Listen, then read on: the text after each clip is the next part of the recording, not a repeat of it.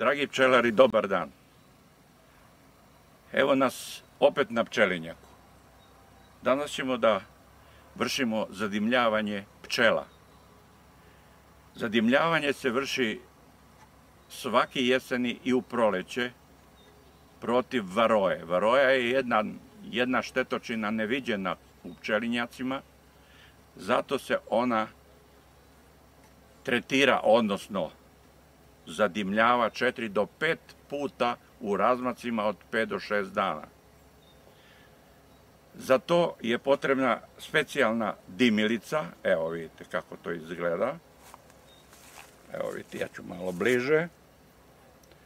Evo dimilica. Poslije će da prikažemo kako ona radi. Unutra ima motor. Možda se čak i čuje. On je krenuo da radi. Pali se jedan papir koji je natapan sa specijalnim otrovom. Pali se on, stavlja se ovde, a motor tako radi da uvlači dim od tog papira i izbacuje ga ovde. A ovaj deo ubacujemo u samu košnicu i sve do onog momenta dok ovaj papir ne izgori, to stoji na samoj poletaljci. O tome ćemo da pogledamo. Uglavnom, protiv varoje borim se dimljenjem sa varoalom. To je na bazi amitraze i biljnog ekstrata. To možete da vidite od 5 ml. Bočica u kojoj se nalazi tečnost koju nakapam na listićima. Listiće uzimam iz omota i savijam ovako. To zbog toga da bi suvi deo zapalim i da bolje gori na potopljeni deo listića. Zatim uzimam flašicu sa varalom i sada okrećem i natapam 1, 2, 3 kapi, zavisi od jačine društva. Ja uglavnom stavljam 3 do 4 kapi, a rojacima stavljam po 2 kapi.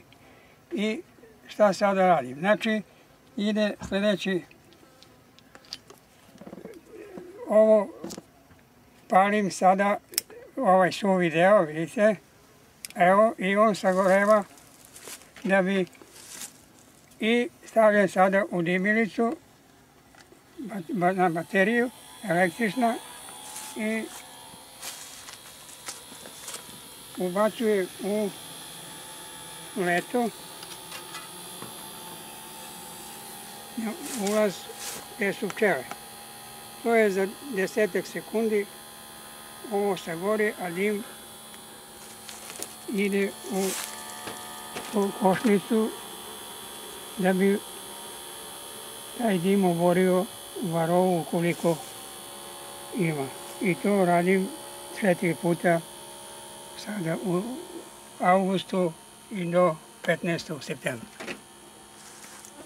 Šta misliš, Vojo, da li je potrebna maska za dimljavanje? Pa ja uglavnom koristim masku, kao što vidite. Evo, to je ta maska, nekada stavljam, ali nekada i ne. Evo, to je obična maska, da ne bi udisao. Ipak je to otrovna stvar. Pa jeste, malo je, ali... Eto, gotovo. To je gotovo, idem, znači, sljedeću košnicu. Znači, isto to radim, isti je postupak, nakapem, evo 3 kapi, zapalim sa ovim upaljačem ili šibicom, evo vidite, počinje suvi deo da gori, a sad će, kad dođe do ovog natopljenog, koji je i bitan za obaranje varoje.